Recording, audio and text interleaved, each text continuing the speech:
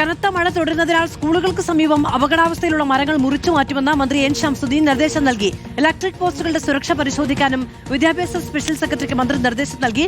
സുനിഷ അയലൂർ വിവരങ്ങളുമായി ചേരുകയാണ്. Sunisha, academic year തുടങ്ങുന്നതിന് മുമ്പ് സാധാരണ ചെയ്യുന്ന കാര്യങ്ങളൊക്കെയാണ് ഒന്നുകൂടി ഉറപ്പുവരുത്തണം എന്നതാണോ?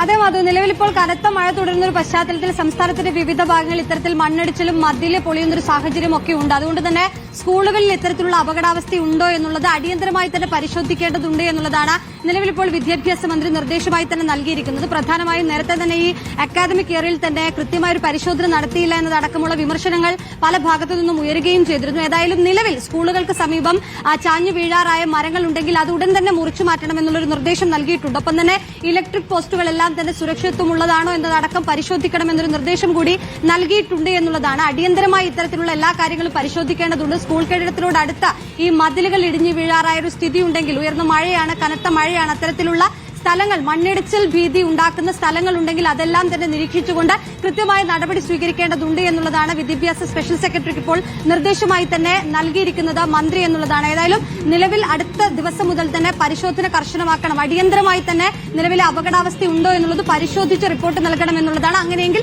ഉടൻ തന്നെ നടപടി കൈക്കൊള്ളണം എന്നൊരു കാര്യം കൂടി വിദ്യാഭ്യാസ മന്ത്രി ഇപ്പോൾ പൊതുവിദ്യാഭ്യാസ വകുപ്പിന് നിർദ്ദേശം നൽകിയിട്ടുണ്ട്.